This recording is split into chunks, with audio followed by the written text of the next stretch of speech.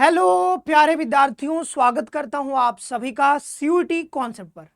तो finally Banaras Hindu university ने CUT UG 2026 के एडमिशन्स के लिए अपना रजिस्ट्रेशन पोर्टल ओपन कर दिया है।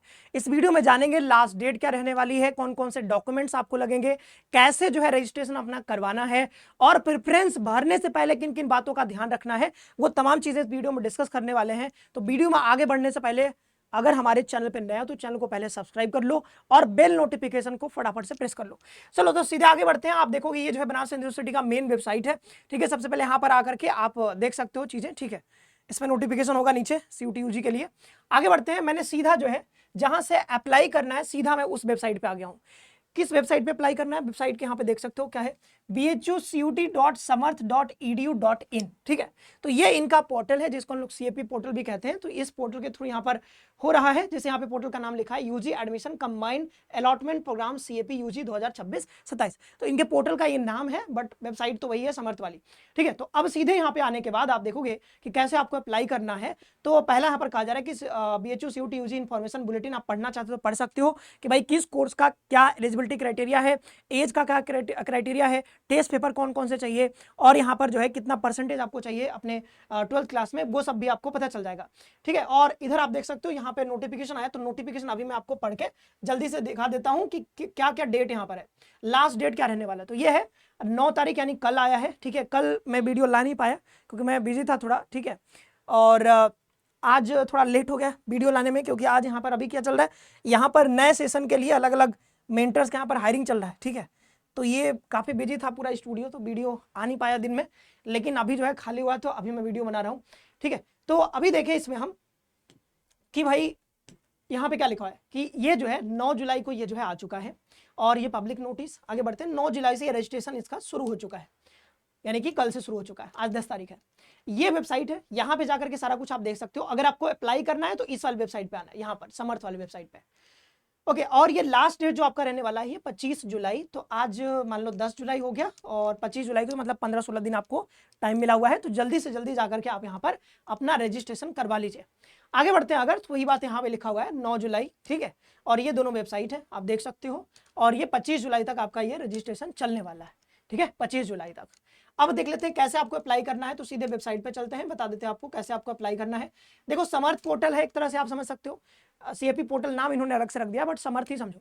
तो समर्थ पोर्टल का हमने देखा है, सेंट्रल यूनिवर्सिटी ऑफ हरियाणा का, सेंट्रल यूनिवर्सिटी ऑफ राजस्थान का और भी बहुत सारी यूनिवर्सिटीज का हमने आपको बताया है। सेम वैसा ही प्रोसेस यहाँ भी रहने वाला है। सीधा आप देख सकते हो, ये आप पढ़ोगे, ये आप पढ़ोगे, पूरा इसमें बताया गया है प्रोसेस। अब अगर आपको रजिस्ट्रेशन करवाना है तो रजिस्ट्रेशन करवाने के लिए सीधा यहाँ पर न्यू रजिस्ट्रेशन पे क्लिक कर देना है। न्यू रजिस्ट्रेशन पे जैसे क्लिक करोगे, यहाँ पर क्या हो गया भाई, कोई बात नहीं, यहां से नहीं हो रहा है तो यहाँ पे करके देखते हैं। अच्छा, ये पेन वाला आ गया है क्या?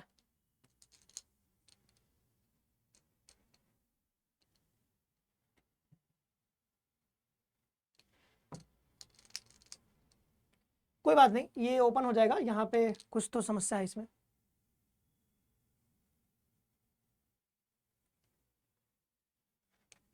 चलो पहले ये समझ लेते हैं प्रोसेस क्या रहने वाला है। ठीक है, अभी उसको देखेंगे, वो ओपन हो जाएगा। देखिए, तो 25 जुलाई तक आपको समय दिया गया है, इस वेबसाइट पे आ जाना है। ठीक है, ये समर्थ वाली वेबसाइट है, बीएच वाली, यहीं से आपको अपना एप्लीकेशन फॉर्म भरना है। अब देखिए, रजिस्ट्रेशन के लिए आपको सिंपली क्या करना है, इस न्यू रजिस्ट्रेशन वाले बटन पे क्लिक करना है। इस पे जैसे क्लिक करोगे तो जैसे समर्थ वेबसाइट पे हर जगह होता है कि अपना एप्लीकेशन नंबर वो सब जो मांगा जाता है वो सब भरोगे। और उतना भरने के बाद ओटीपी वेरिफिकेशन वो सब होगा। आगे फिर क्या करोगे, लॉगिन करोगे। लॉगिन करने के लिए यहाँ पर लॉगिन का बटन है, इस पर लॉगिन करके आप फिर से अपना पूरा रजिस्ट्रेशन करवा सकते हो। अब ये देख लेते हैं कि क्या क्या इसमें जो है इंपॉर्टेंट चीजें हैं। पहला कि यहाँ पर एडमिशन सीयूटी यूजी प्रोग्राम में BHU will be based on CUET UG 2026 score. तो जो आपका स्कोर है सीयूटी यूजी में, उसी के आधार पर यहाँ पर होने वाला है। अगर आपको नहीं पता है कि किस कोर्स के लिए कितने पे कट ऑफ बनेगा, तो वो आपको यहाँ से देख लीजिएगा, टेस्ट पेपर देख लीजिएगा। वो जो बुलेटिन हमने बताया ना कि यहाँ पे बुलेटिन आप देख सकते हो, ये वाला, यहाँ से ये वाला, ये जो है ना इन्फॉर्मेशन बुलेटिन आप डाउनलोड करें ना, इसमें सब कुछ आपको दिख जाएगा। एलिजिबिलिटी क्राइटेरिया, कितने नंबर पे किसका कट ऑफ बनने वाला है।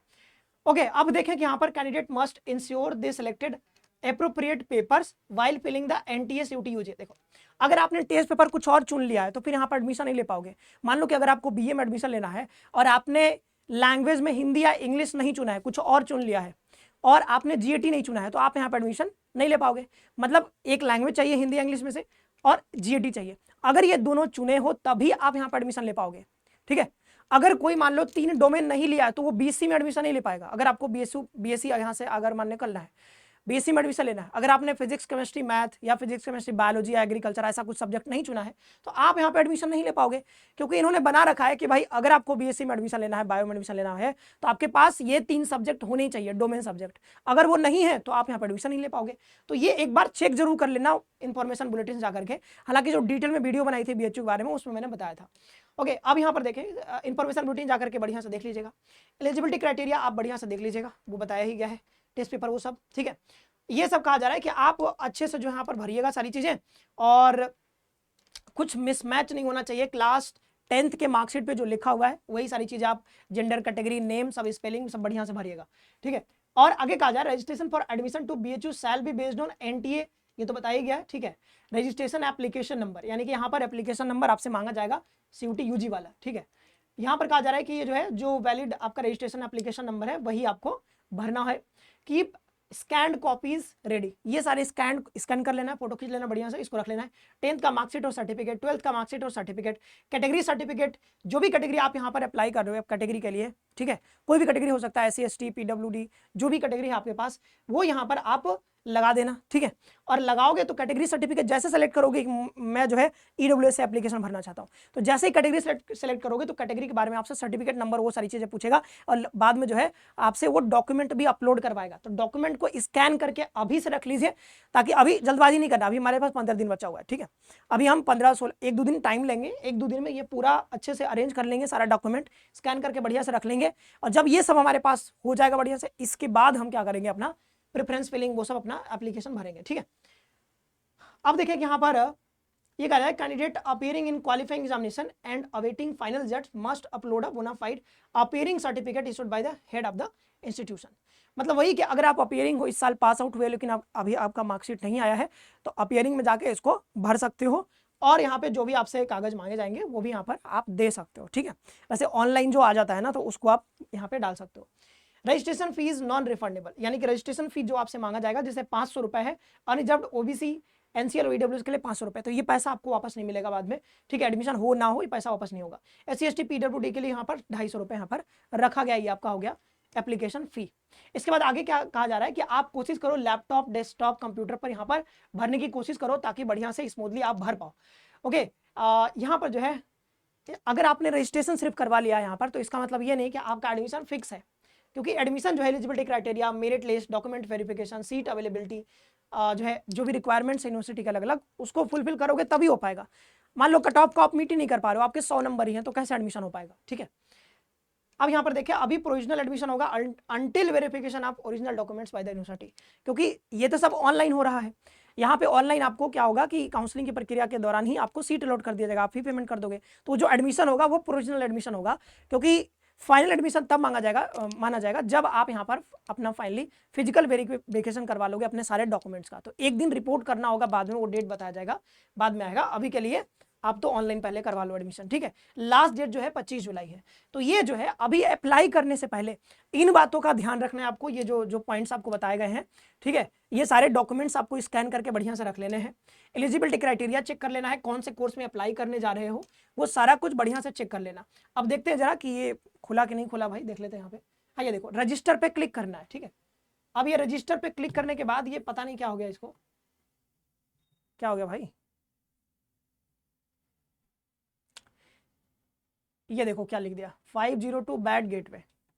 तो मे भी कुछ प्रॉब्लम चल रहा है इसलिए ओपन नहीं हो रहा है, तो अभी इसको छोड़ देते हैं हम, क्योंकि अप्लाई करने का पूरा स्टेप बाय स्टेप वीडियो अलग से आएगा, क्योंकि वो अभी एक बच्चे का मैं अप्लाई कर रहा हूँ, अप्लाई करना पड़ेगा। क्योंकि इस बार क्या ना कि अब वैसा नहीं रहा कि आप कुछ भी यहाँ पर डेमो भर दोगे, कुछ भी आप फर्जी का कुछ नाम भर दोगे, वैसा नहीं होता है, ठीक है। आपको प्रॉपर एप्लीकेशन नंबर देना होता है जो CUT वाला है, नाम सही से भरना पड़ता है, सब कुछ सही से ही भरना पड़ता है। अगर आप गलत भरोगे तो फिर आगे प्रोसीड ही नहीं कर पाओगे, आपका रजिस्ट्रेशन ही नहीं हो पाएगा। तो वो जो है, क्योंकि यहाँ पे ओपन करेंगे तो सारा डेटा दिख जाएगा, तो इसलिए मैं यहाँ पे कर नहीं सकता, लाइव आपको नहीं दिखा सकता।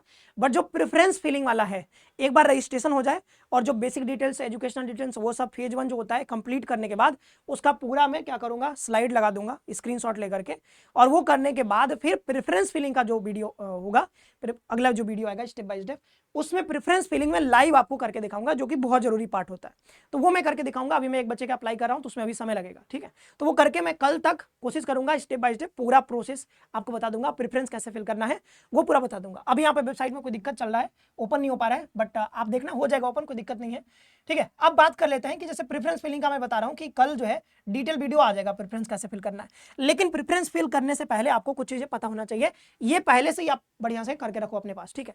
जैसे अगर आपको बीएचयू का, सीयूटी यूजी का अगर आपको प्रेफरेंस भरना है तो इसकी तैयारी पहले से आपको करनी पड़ेगी। अभी क्या क्या तैयार आपको रखना है, कैंपस का अंतर जान लो पहले कि एफएमसी, एमएमबी, एफिलिएटेड कॉलेज का क्या अंतर है, कहाँ पे कौन सा कोर्स चलता है, तो इस पर मैंने अलग से वीडियो बना रखा है। पिछले कुछ दिन पहले मैंने एक वीडियो बनाया था, एफएमसी वर्सेस आपका एफिलिएटेड कॉलेज, तो वो देख लीजिएगा, वहां से आपको बढ़िया से आइडिया लग जाएगा। जब आप प्रेफरेंस भरोगे तो आपकी प्रायोरिटी सबसे पहले होनी चाहिए एफएमसी, उसके बाद एमएमबी। अगर आप गर्ल हो तो एमएमबी होगा, लेकिन अगर आप गर्ल नहीं हो तो एमएमबी तो रहेगा नहीं, तो एफएमसी के बाद सीधा आ जाएगा डीएवी या फिर आरजीएससी, जहां पे अप्लाई करना चाहते हो। अगर आप लड़की हो तो पहले एफएमसी को रखना है, आप एमएमबी को भी पहले रख सकते हो, वो आपकी चॉइस होगी, लेकिन जनरली जो प्राथमिकता होती है वो ऐसे होती है, पहले एफएमसी रखना है, इसके बाद एमएमबी रखना है, उसके बाद आप एफिलिएटेड कॉलेज को प्रायोरिटी पे रखोगे, ठीक है।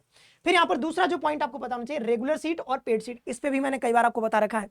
रेगुलर सीट भाई इस पर फी कम लगती है, इसका कट ऑफ ज्यादा रहता है, ठीक है।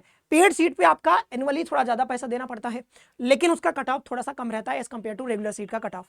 तो वो जो बात है यहाँ पर, जब आप प्रेफरेंस भरोगे तो रेगुलर सीट को ऊपर रखना है, बाद में पेड सीट को चुनना है, ठीक है। पहले रेगुलर सीट रखना है, फिर बाद में पेड सीट रखना है, तो ये प्रायोरिटी आपको समझ में आ गया। फिर अगर आगे देखें तो तीसरा है विषय का कॉम्बिनेशन। ऑनर्स की लिस्ट आप एक बार देख लीजिएगा कि अगर आप जैसे यहाँ पर अप्लाई करने के लिए जा रहे हो, मान लो बीए में, तो बीए में कई सारे कॉम्बिनेशंस बनते हैं, तो वो एक बार देख लेना कि कौन कौन से कॉम्बिनेशंस हैं। वो आप जैसे पिछले साल का जो कट ऑफ आया था ना, वो पीडीएफ मैंने अपने टेलीग्राम चैनल पे भी डाला है, सीयूटी कॉन्सेप्ट का जो टेलीग्राम चैनल है वहाँ पे भी जा देख सकते हो, या फिर गूगल पे सर्च करना सीधा CUET UG 2025 cut off fourth list, ऐसा लिखना, पीडीएफ आ जाएगा। उस पीडीएफ में देखना कि भाई कितने सारे कॉम्बिनेशंस हैं, ठीक है। तो वो सारे कॉम्बिनेशंस आपको पहले से पता होना चाहिए। हालांकि जब प्रेफरेंस भरोगे तो वहां पे ये सारे कॉम्बिनेशंस दिखेंगे, लेकिन मैं अभी से इसलिए कह रहा हूं कि आप यहाँ पर एक बार देख लो बढ़िया से, ताकि आप प्रायोरिटी पहले से डिसाइड कर लो कि हाँ मुझे ज्योग्राफी चाहिए, मुझे हिस्ट्री चाहिए, क्या चाहिए, बढ़िया से पहले से डिसाइड करके रखो, ठीक है। तो ये जो है ऑनर्स की लिस्ट एक बार तैयार कर लो कि कौन सा ऑनर्स चाहिए, और ऑनर्स के साथ आपको कौन सा सब्जेक्ट चाहिए, वो भी आपको मेजर माइनर थोड़ा सा देख लेना है पहले से। मतलब ज्योग्राफी के साथ हिस्ट्री चाहिए आपको, तो पहले से वो प्रायोरिटी आप डिसाइड रखो कि मुझे ये ऑनर्स करना है, ये ऑनर्स मेरे पास होना चाहिए, तो वो पहले लिस्ट बना लो, और उसके साथ कौन सा आपको मेजर माइनर चाहिए वो भी आपको थोड़ा सा ध्यान रखना है। तो वो जो है बढ़िया से अपना लिस्ट बना करके एक बार रख लो, ठीक है। जैसे बीए सोशल साइंसेस के लिए आपको, बीएससी के लिए भी कई सारे कॉम्बिनेशंस बनते हैं, तो वो भी आप एक बीए में सबसे ज्यादा बनते हैं, तो बीए का सबसे ज्यादा हो जाएगा, फिर बीएससी का उससे कम होता है, लेकिन आपको लिस्ट एक बार जरूर बना लेना है, ठीक है। अपना प्रायोरिटी पहले से सेट रखना है, कम से कम ऑनर्स का रखना है कम से कम, ठीक है। वो अच्छे से करके अभी रख लो प्रेफरेंस भरने से पहले, नहीं तो प्रेफरेंस भरने जाओगे वहां पे दिमाग फिर रहेगा कि भाई कौन सा चुनूं कौन सा चुनूं। तो पहले से अपना बढ़िया से बना के रखो, दिमाग एकदम बढ़िया सही से काम करना चाहिए जब आप प्रेफरेंस भरोगे, ठीक है। टॉप प्रेफरेंस किसको रखना है, फिर नीचे ऐसे कैसे रखना है, वो पहले से डिसाइड कर लो। और कट ऑफ का ट्रेंड भी आप एक रफ आइडिया लगा लेना, वो 2025 का जो मैं कह रहा हूँ कट ऑफ की पीडीएफ, वो डाउनलोड कर लेना गूगल से, वहां से देख लेना कि कितना कट ऑफ गया है किसका, थोड़ा आइडिया रहेगा तो ज्यादा सही रहेगा कि किसको ऊपर रखना है। हालांकि रखना तो वही ऑर्डर रहेगा, क्योंकि चाहे कट ऑफ कितना भी जाए, हमको जो टॉप हमने अपनी प्रायोरिटी है और जो एफएमसी है उसको तो ऊपर ही रखना है। वैसे भी कैसे काम करता है ये प्रेफरेंस का, ये जो पूरा सिस्टम है कैसे काम करता है, वो मैंने पिछले वीडियो में आपको बताया था, जिसमें प्रेफरेंस फिलिंग का मैंने गाइडेंस के ऊपर एक वीडियो बनाया था, उसमें देख लेना कैसे काम करता है। तो टॉप मतलब कट ऑफ चाहे किसी भी सब्जेक्ट का कितना भी जाए, किसी भी कोर्स का, किसी भी लोकेशन का, जैसे एफएमसी का ज्यादा जा रहा है, तो जिसका ज्यादा जा रहा है ना उसको हमको ऊपर ही रखना है, कोई दिक्कत नहीं है उससे, उससे आपको नुकसान नहीं है ना, उससे फायदा ही होगा अगर होना होगा तो उससे नुकसान नहीं। इसलिए हम एफएमसी को सबसे ऊपर ही रखेंगे, फिर एमएमबी को रखेंगे, चाहे एफएमसी में हमारा एडमिशन ना हो, ठीक है, कोई बात नहीं, नहीं होगा, लेकिन हम एफएमसी को ऊपर ही रखेंगे, क्योंकि अगर एफएमसी को ऊपर नहीं रखोगे तो नीचे रखने का कोई मतलब ही नहीं बनता है, फिर मतलब उसको रखो ही नहीं फिर, क्योंकि अगर एफएमसी आप ऊपर रख ही नहीं रहे हो तो नीचे रखने का कोई मतलब ही नहीं है, क्योंकि एफएमसी तो वैसे भी आपको नहीं मिलेगा, नीचे रखोगे तो कोई चांस ही नहीं मिलने का, क्योंकि अगर आपका कम नंबर है तो कम नंबर वाला आपको कोई एफिलिएटेड कॉलेज, क्योंकि ऊपर से हमेशा टॉप टू डाउन जाता है ना प्रेफरेंस जो सिस्टम काम करता है। तो ऊपर ही आपने एफिलिएटेड कॉलेज भर दिया, मान लो एएमपीजी। अब एएमपीजी का कट ऑफ ही मान लो 200 गया, अगर आपके 220 नंबर है तो एएमपीजी ही मिल जाएगा। तो आपके जो चांस थे एमएमबी तक पहुंचने का, वो एमएमबी का चांस भी खत्म हो गया भाई। इसलिए एमएमई को ऊपर रखना है, ठीक है, उसके ऊपर आपको एफएमसी को रखना है। नहीं भी मिला तो कोई बात नहीं, हमारे मार्क्स के अकॉर्डिंग ऐसे नीचे वो आएगा जिसका कट ऑफ कम होगा वो मिल जाएगा। लेकिन अच्छे जो लोकेशन है जैसे एफएमसी एमएमई उसको ऊपर रखना है। अपने बढ़िया बढ़िया सब्जेक्ट जो आप चुनोगे, जो आप पहले से प्रायोरिटी अपना पसंदीदा विषय चुनोगे, वो सब पहले से अपना एक पेज पे लिख लो, और ये सबको ऊपर ही रखना है। अपने पसंद के सब्जेक्ट को ऊपर रखना है, एफएमसी को ऊपर रखना है, फिर उसके बाद एमएमई को रखना है, चाहे मिले चाहे ना मिले, ठीक है।